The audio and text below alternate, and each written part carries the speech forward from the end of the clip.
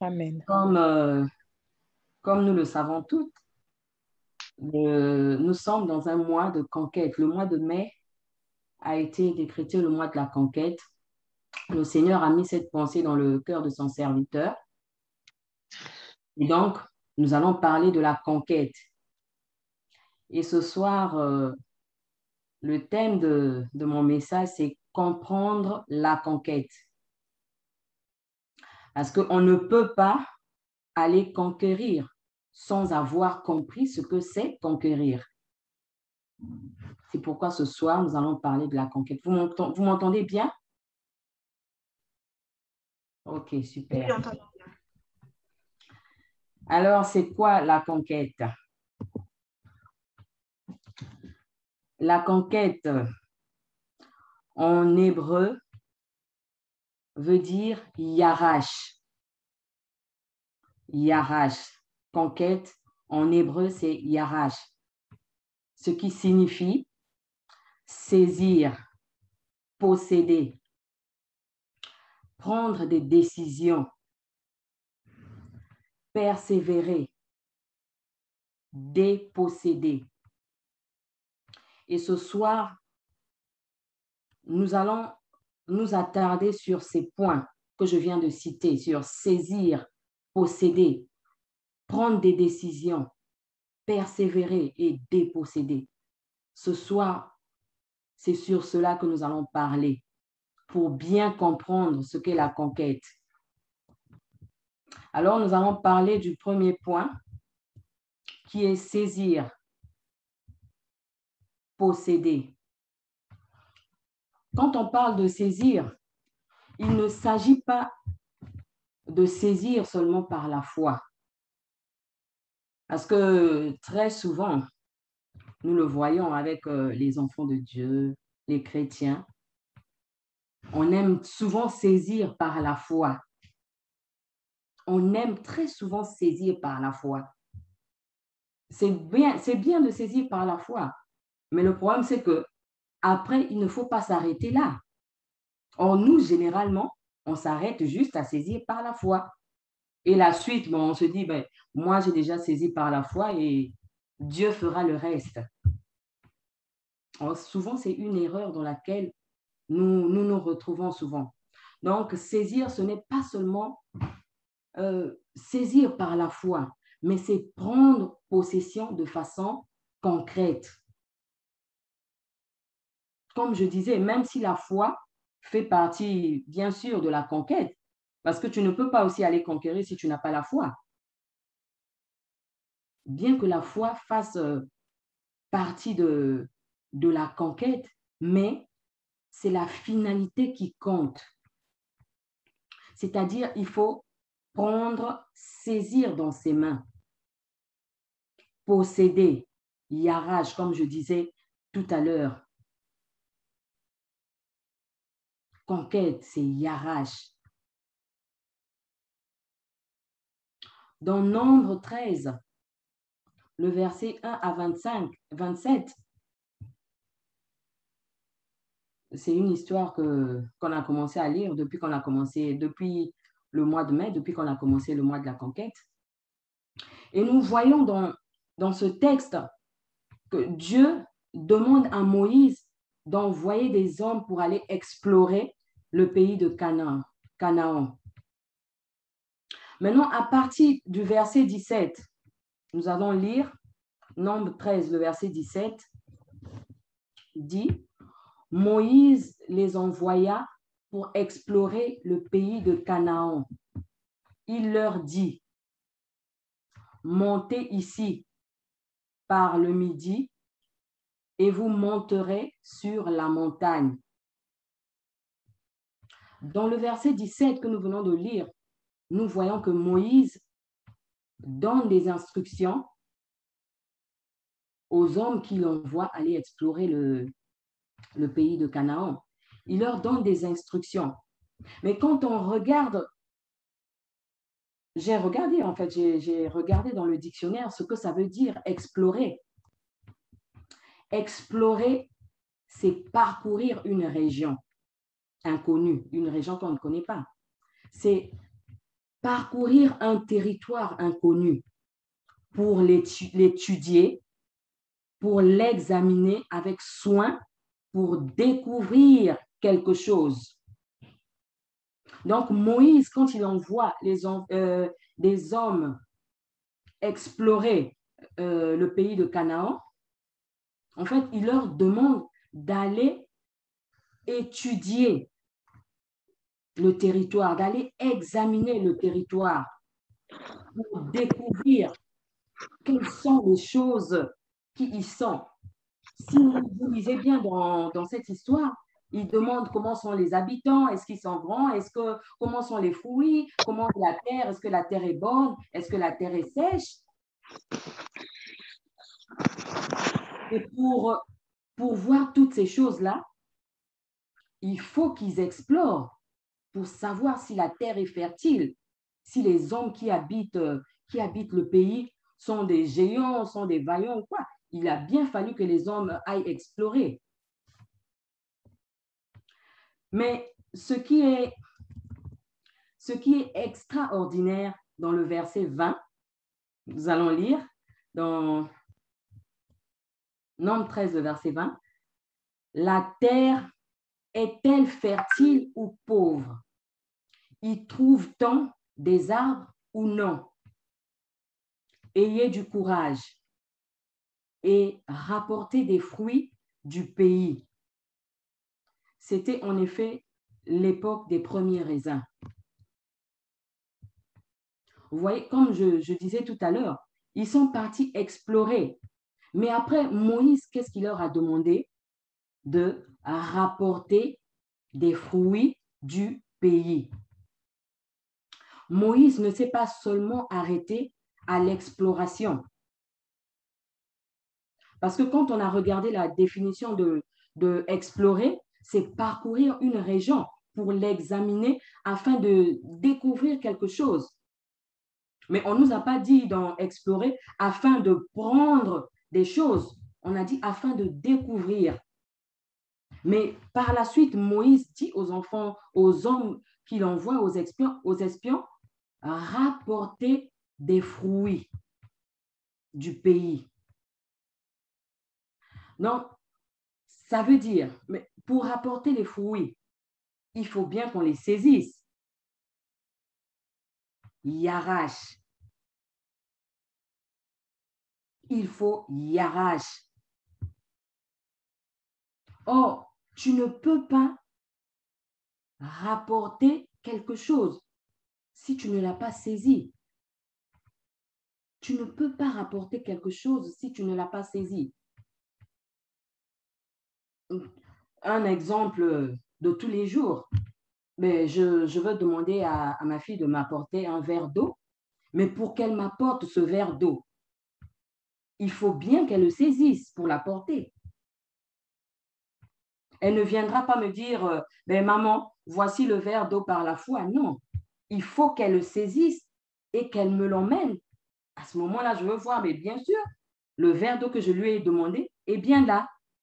C'est ce que Moïse a demandé aux enfants d'Israël et aux hommes, aux espions qu'il a envoyés. Allez explorer le pays, mais rapporter aussi des fruits. Rapporter aussi des fruits. Et au verset 26, et 27, la Bible nous dit, ils vinrent trouver Moïse et Aaron et toute la communauté des Israélites dans le désert de Paran à Kadesh. Ils leur rendirent compte de leur expédition et leur montrèrent les fruits du pays. Verset 27. Voici le rapport qu'ils firent à Moïse. Nous sommes arrivés dans le pays où tu nous as envoyés. Oui, c'est vraiment un pays où coule le lait et le miel. Et en voici les fruits. Ils ont montré les fruits qu'ils avaient rapportés. En voici les fruits. Nous voyons à leur retour, ils ont fait, c'est bien le rapport, ils ont fait le rapport de tout ce qu'ils avaient vu. Comme on a commencé à avoir avec notre pasteur, le pasteur Nina, le pouvoir de la perception. Ils ont vu. Mais ils ont aussi montré les fruits qu'ils avaient ramenés. Mais pour qu'ils ramènent ces fruits, il a fallu qu'ils prennent, qu'ils les saisissent. Et ils ne se sont pas seulement contentés de parler, parce qu'en faisant le rapport, ils ont parlé, ben, voici ce que nous avons vu, c'est un pays où coule le lait et le miel, c'est bien. Ils ne se sont pas arrêtés là, mais ils ont montré ce qu'ils avaient yarash, ce qu'ils avaient saisi. Ils avaient touché du doigt la bénédiction que Dieu leur avait donnée, la bénédiction du pays. Ils avaient touché du doigt. Donc, la conquête, c'est aussi toucher du doigt. Luc 2, le verset 25 à 30 nous dit, « Il y avait alors à Jérusalem un homme appelé Siméon. C'était un homme droit et pieux. Il vivait dans l'attente du salut d'Israël et le Saint-Esprit reposait sur lui. » Verset 26, « L'Esprit Saint lui avait révélé qu'il ne mourrait pas avant d'avoir vu le Messie, l'envoyé du Seigneur. » Verset 27, « Poussé par l'Esprit, il vint au temple. Quand les parents de Jésus apportèrent le petit enfant pour accomplir les rites qu'ordonnait la loi, donc pour le consacrer, Siméon le prit dans ses bras et loua Dieu en disant, « Maintenant, Seigneur, tu laisses ton serviteur s'en aller en paix. Tu as tenu ta promesse, car mes yeux ont vu le Sauveur qui vient de toi. » Dans cette histoire que nous venons de lire, voyons, on nous parle de Siméon. Siméon, c'était un homme qui craignait le Seigneur, il était droit, mais le Seigneur lui avait fait une promesse qu'il n'allait pas mourir sans avoir vu le fils de la promesse. Et ce jour-là, poussé par l'Esprit, il est parti au temple. Et parce que l'Esprit savait que les parents de Jésus allaient emmener l'enfant pour le rituel, pour aller le consacrer. Donc, l'Esprit pousse Siméon à aller au temple. Et Siméon, arrivé au temple, il pouvait bien dire que, oui, Seigneur, mes yeux l'ont vu, c'est bon, ça pouvait s'arrêter là. Mais il a fait quoi? Il a pris l'enfant dans ses bras. Il a pris l'enfant dans ses bras. Il a touché du doigt. Il a saisi. C'est après avoir saisi qu'il a dit à Dieu, « Seigneur, maintenant mes yeux l'ont vu. Tu peux maintenant me laisser m'en aller en paix. Tu peux me laisser m'en aller en paix. » Parce qu'il avait touché du doigt. Il avait touché du doigt la promesse que Dieu lui avait faite. On ne peut pas conquérir, posséder quelque chose d'irréel. Ce n'est pas possible. La possession, elle est réelle. La possession est réelle. Mais tu ne vas pas me dire que non, j'ai acheté une maison, par la foi. Bon, la maison, elle m'appartient. Mais elle est où cette maison que tu as achetée? Tu l'as achetée par la foi, mais elle t'appartient. Elle est où? Il faut bien que ce soit quelque chose de concret, de réel. Ce que je voulais ressortir dans cette histoire, dans ce que je viens de dire, c'est que très souvent, comme je le disais, nous, les enfants de Dieu, on aime vraiment posséder par la foi. On aime vraiment posséder par la foi. c'est pas mauvais de posséder par la foi. Mais après avoir possédé par la foi, qu'est-ce que tu fais? Après avoir possédé par la foi, que fais-tu? Tu vas t'arrêter là? Oh non, moi j'ai déjà fait ma part, j'ai mis ma foi en action, mais ça ne s'arrête pas là. Après, il faut que tu passes à l'action.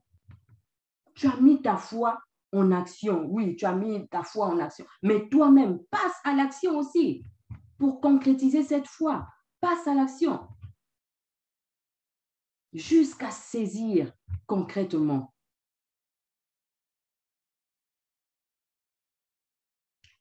Et le deuxième point, le Yarash, c'est prendre des décisions. La conquête est une décision. Tu ne peux pas aller conquérir sans avoir pris de décision au préalable. Tu ne peux pas. Parce que celui qui va à la conquête, il prend d'abord une décision. Celui qui va à la conquête, il prend d'abord une décision. Et c'est cette décision-là qu'il a prise qui va l'emmener à la conquête, qui va le pousser à aller conquérir.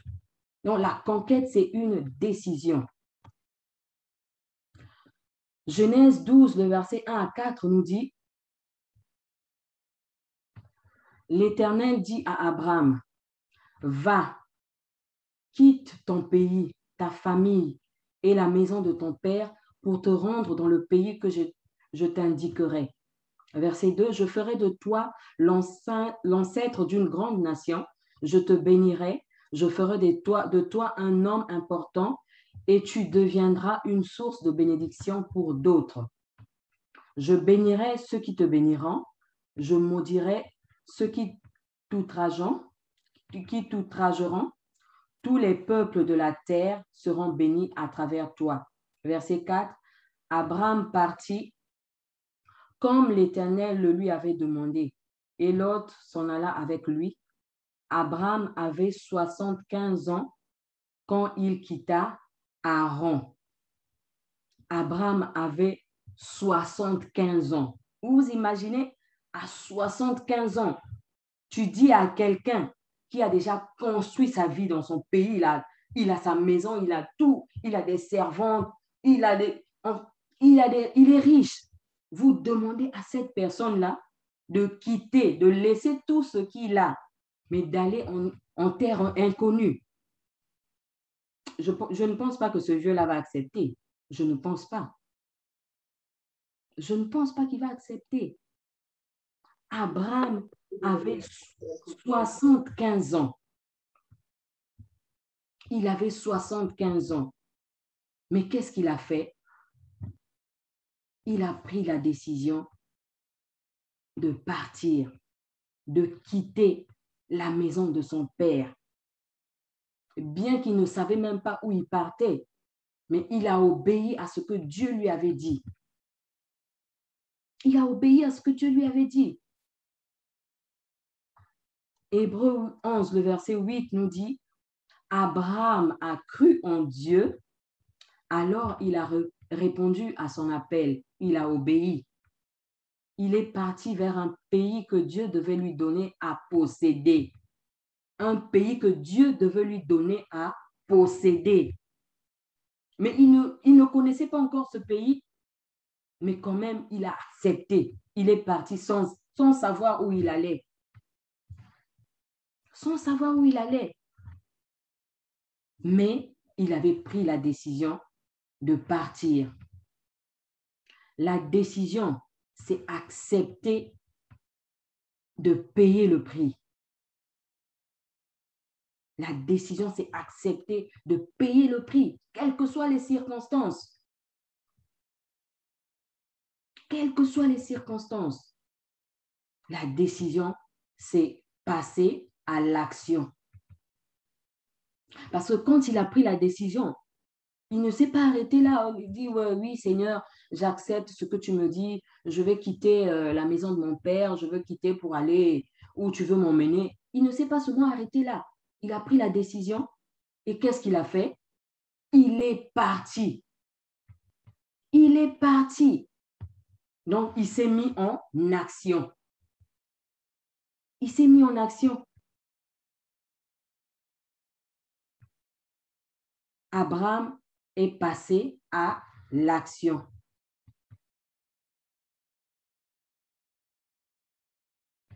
Il est passé à l'action. Plus haut, là, on avait lu que lors de sa vocation, la vocation d'Abraham, Dieu l'avait appelé. La vocation, en fait, c'est une invitation que Dieu avait faite à Abraham. C'est une invitation que Dieu avait faite à Abraham. Et ce soir, Dieu nous fait aussi cette invitation. Dieu nous fait cette invitation ce soir de prendre une décision et ensuite de passer à l'action. Tu ne peux pas aller à la conquête en faisant toujours les mêmes choses. Car les mêmes choses là, les mêmes choses produiront toujours le même résultat. Tu as fait une chose aujourd'hui, elle a produit un résultat qui n'était pas satisfaisant, un résultat qui ne t'a pas emmené à conquérir. Mais tu refais encore la même chose, croyant que non, cette fois-ci, c'est bon, ça va aller. Ça te produit toujours les mêmes résultats. Mais tu refais toujours. En refaisant ces choses, tu es en train de tourner, tu tournes en rond et tu perds du temps. Tu perds du temps.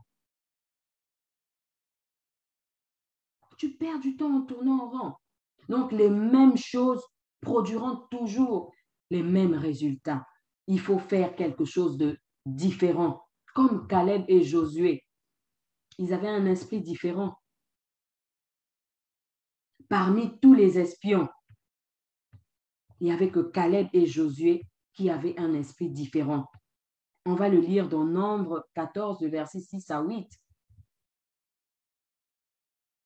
Et parmi ceux qui avaient exploré le pays, Josué, fils de Nun, et Caleb, fils de Jéphuné, déchirèrent leurs vêtements et parlèrent ainsi à toute l'assemblée des enfants d'Israël.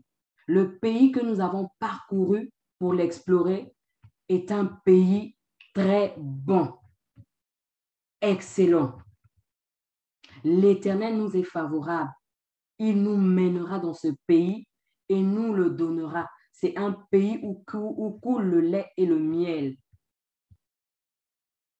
Leur perception était différente des autres. Leur perception était différente. Donc, si tu veux voir ce que tu n'as jamais vu, fais ce que tu n'as jamais fait. Si tu veux voir ce que tu n'as jamais vu, fais ce que tu n'as jamais fait. Je vais vous donner quelques exemples. Tu vois, par exemple, dans tes finances, tu dis, ben, moi, je n'ai jamais vécu un miracle financier. Je suis toujours au même point, toujours en découvert. J'ai toujours des problèmes d'argent. Mais sème comme tu n'as jamais semé auparavant. Parce que ne te dis pas seulement que non, je veux s'aimer, tu regardes dans ta poche, ah là, il me reste que 50 euros. Mais je veux donner les 50 euros. Comment je ferai pour terminer le mois? Comment je ferai pour terminer le mois? Ne regarde pas à cela. Toi, regarde à Dieu. Sème comme tu n'as jamais semé. Sème comme tu n'as jamais semé.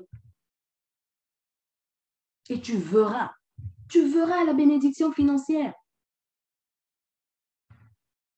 Dans ton couple, même dans ton couple, il y a des choses que tu n'arrives pas à faire, que tu n'as jamais fait. Tu es toujours dans la routine. Non, là, change maintenant les choses. Pense à quelque chose d'autre. Qu'est-ce que je peux faire? Qu'est-ce que je peux faire pour apporter quelque chose de nouveau dans le couple? Qu'est-ce que je peux faire pour apporter quelque chose de nouveau dans mon foyer? Change les choses dans l'éducation de tes enfants. Tu te dis, ah ben ça y est, j'ai raté l'éducation de mes enfants. J'ai raté, c'est fini. Là, mes enfants atteignent l'âge de l'adolescence. Ah, c'est bon. Ben, comme tout adolescent, ben, on sait ce qui va arriver. Non, ils ne sont pas obligés de passer par tout ce que les adolescents subissent. Ils ne sont pas obligés. Ils ne sont pas obligés. Passe du temps avec eux dans la prière, dans la méditation. Même quand tu vas faire les courses, passe du temps avec tes enfants. Prends beaucoup de temps de communication avec eux. Vous savez, souvent, c'est dans la communication qu'on découvre beaucoup de choses. Prends du temps en parlant avec tes enfants. Fais quelque chose que tu n'as jamais fait avec eux. Fais. Dans le domaine professionnel, tu t'attends à une promotion, mais la promotion, tu ne vas pas l'attendre là en croisant les bras. Ben, je sais que je suis intelligent, ben, je sais que j'aurai une promotion, tout. Non, ne l'attends pas comme ça. Fais des formations. Fais des formations pour augmenter encore en compétences, pour augmenter en connaissances. Comme ça, une fois que tu auras une promotion là, ben, pour toi, ça va couler. Augmente en connaissances. Dans le domaine spirituel, tu t'es dit, ben, c'est vrai que je prie tous les jours, mais je ne vois pas de résultat. Tu pries combien de fois? Tu pries une fois. Maintenant, prie 2 fois. Prie 2 fois maintenant. Tu vas te dire, ben, mais oui, moi, je prie 2 fois. Prie maintenant 3 fois. Prie maintenant 3 fois. Prie maintenant 3 fois. Médite la parole. Médite la parole. Prends des temps de jeûne et prière, des temps personnels. C'est vrai que maintenant, là, nous avons des temps de jeûne et prière. Chaque du 1er au 7 de chaque mois, tu te diras, ben oui, ben, je fais le jeûne et la prière. Du 1er au 7 de chaque mois, je fais le jeûne et la prière. Mais personnellement, qu'est-ce que tu fais? Tu veux voir les choses changer. Qu'est-ce que tu fais? Qu'est-ce que tu fais? Dieu a besoin aussi d'une intimité personnelle. Dieu en a besoin. Dieu a besoin d'une intimité personnelle. Est-ce que tu l'as? Ou tu attends seulement la masse, tu attends les autres. Quand les autres sont là, oui, c'est bon, c'est chaud, hein, ça m'emporte. Non, mais apprends aussi à le faire seul. Apprends à le faire seul. Apprends à le faire seul. La Bible nous dit dans Job 22, le verset 28, à tes résolutions répondra le succès. Tu veux voir le succès? Prends des résolutions. Tu veux conquérir? Prends des résolutions. Prends des résolutions. Les personnes qui ont du mal à passer à l'action ou à décider, souvent sont victimes de l'esprit de non-accomplissement. Et la seule manière de vaincre cet esprit de non-accomplissement, c'est passer à l'action. Passe à l'action. Oui, j'ai pris la décision, mais oui, maintenant là, c'est bon, j'ai pris la décision. Ne t'arrête pas seulement là.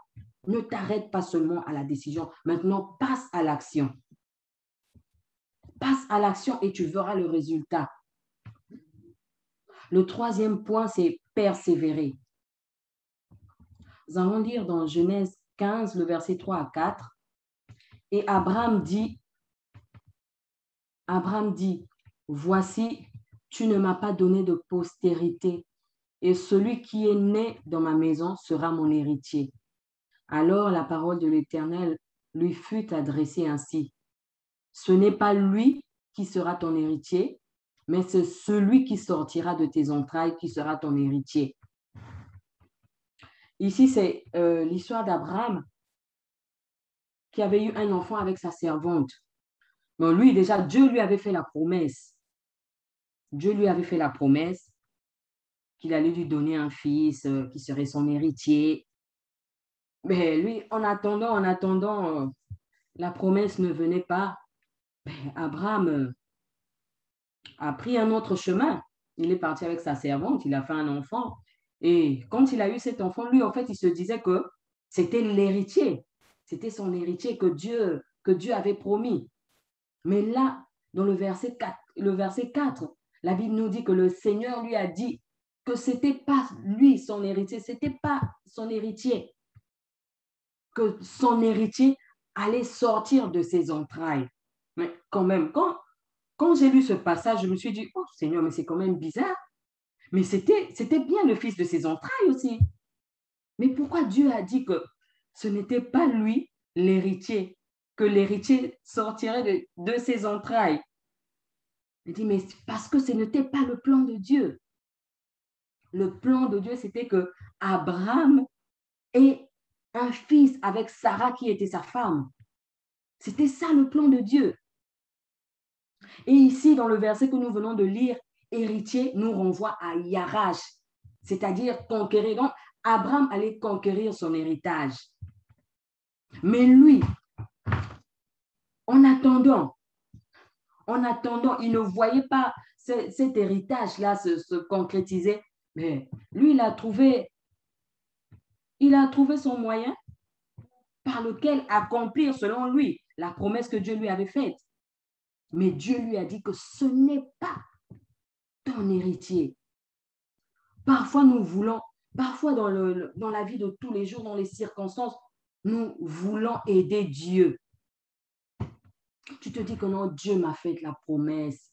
J'attends cette promesse, mais cette promesse ne vient pas. Tu attends, ça met du temps. 1 année, 2 ans. Tu dis non, 2 ans quand même, c'est bon, c'est beaucoup là. Là maintenant, il faut que moi-même je trouve les moyens par lesquels cette promesse doit s'accomplir. Et tu fais des choses pour accomplir cette promesse. Et quand tu vois le résultat, toi tu te dis que non, ça y est, c'est bon. C'est bon. J'ai accompli. La promesse de Dieu s'est accomplie. Mais non, tu n'es pas dans le plan de Dieu. Tu n'es pas dans le plan de Dieu. Tu n'es pas dans le plan de Dieu.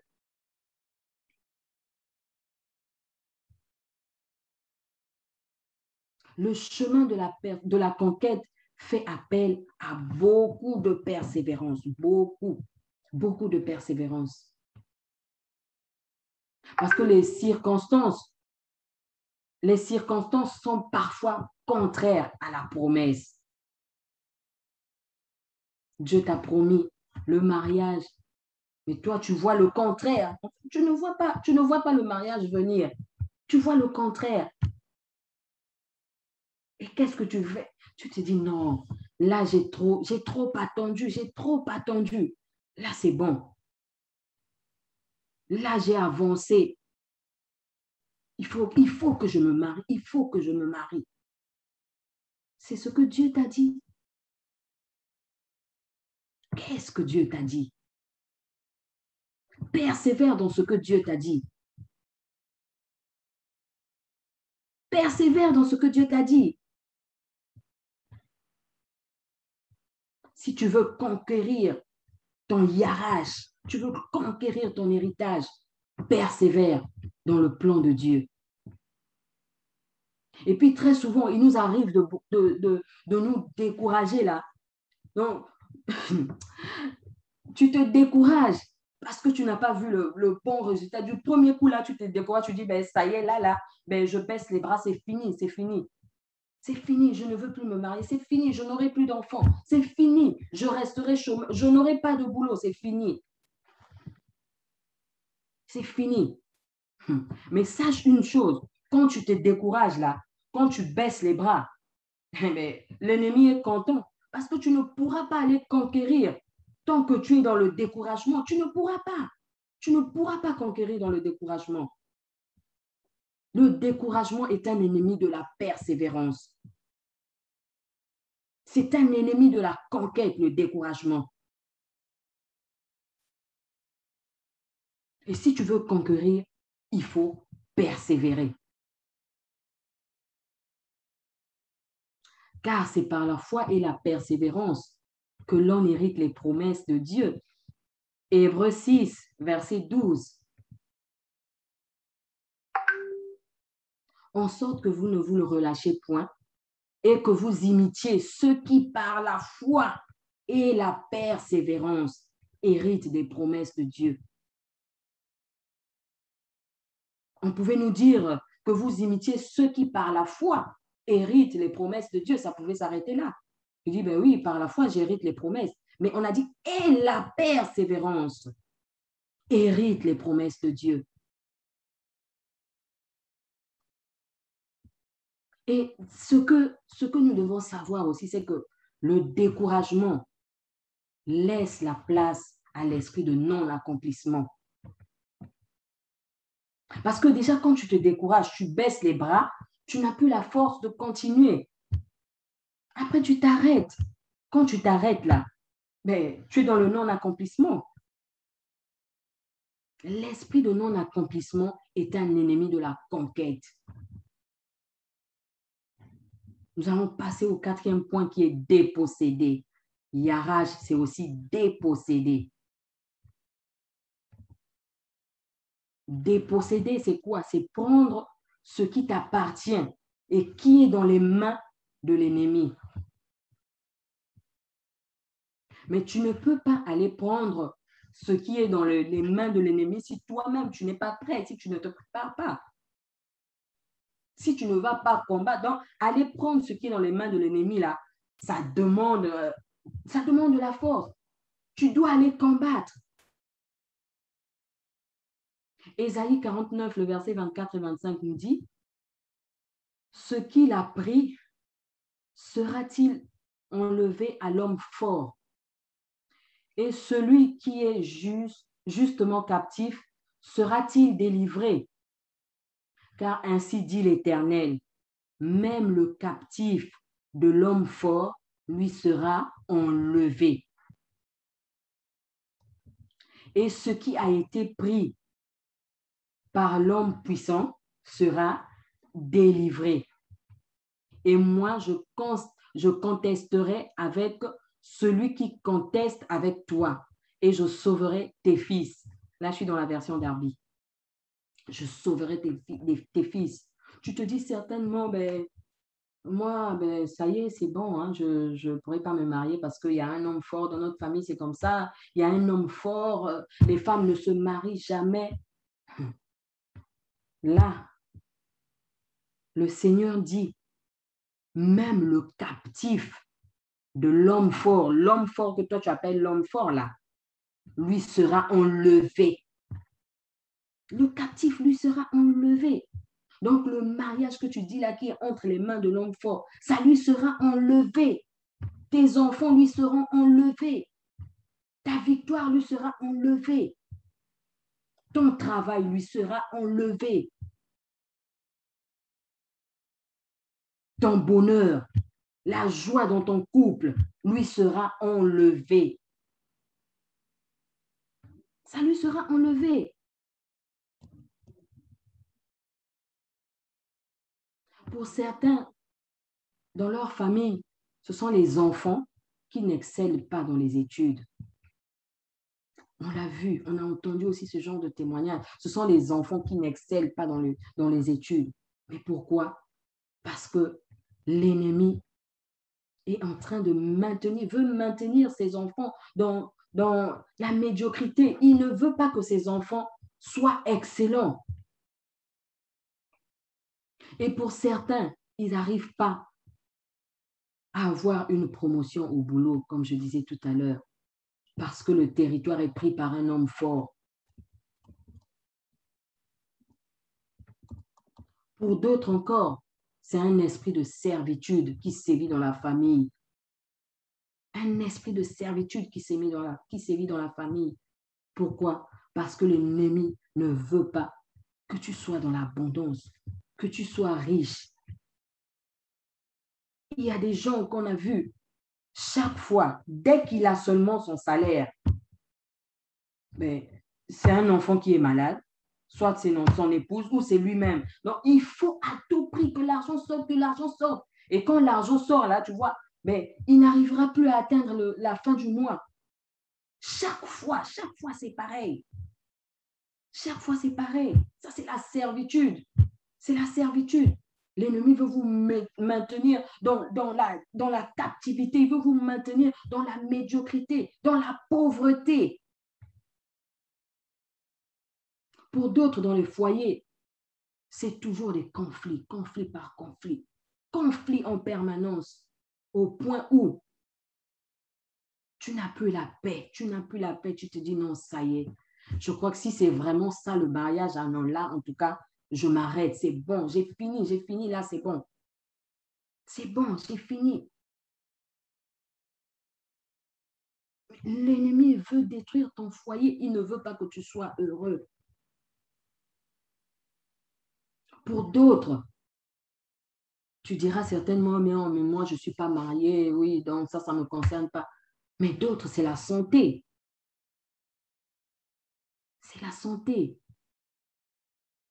Aujourd'hui, tu vas à l'hôpital, on découvre une maladie. Et quand tu es sur le point, cette maladie est sur le point de finir, c'est une autre maladie qui surgit. Tu es dans un cycle de maladie. Tu es dans un cycle de maladie. L'ennemi ne veut pas que tu jouisses de la bonne santé. Il ne veut pas que tu jouisses de la bonne santé. Mais ce soir, nous allons déposséder l'ennemi. Tu vas déposséder l'ennemi pour aller conquérir ta santé.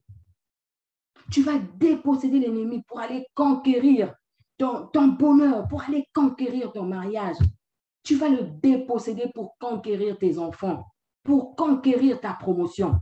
Tu vas le déposséder ce soir, comme les enfants d'Israël. Avant d'aller conquérir la terre de Canaan, il a fallu qu'ils aillent déposséder d'abord l'ennemi. Il a fallu qu'ils dépossèdent l'ennemi. Et c'est ce que nous allons faire ce soir. Comme je disais, tu ne peux pas aller déposséder l'ennemi sans combattre. Tu ne peux pas le déposséder sans déclarer des paroles. Tu ne peux pas. Tu ne peux pas le déposséder sans prendre des décrets. Nous allons ôter le butin des mains de l'ennemi ce soir. Nous allons ôter le butin. Ne te dis pas que non, c'est pas possible, c'est possible. C'est possible. Nous allons le faire ce soir. Nous allons le faire ce soir.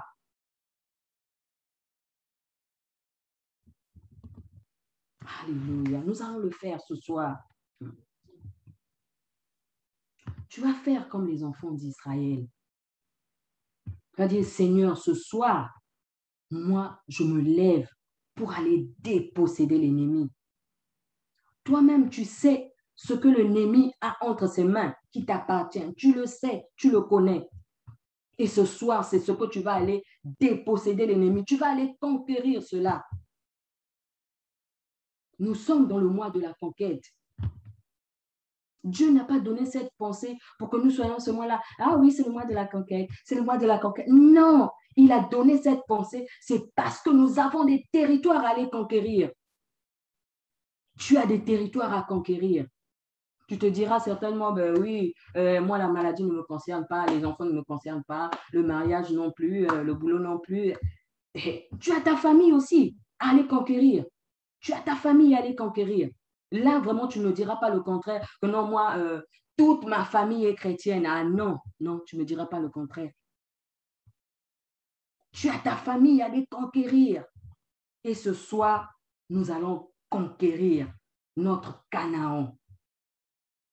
Tu vas déposséder, tu vas combattre et tu dois renverser l'ennemi. Tu dois le renverser pour prendre ce qui est à toi.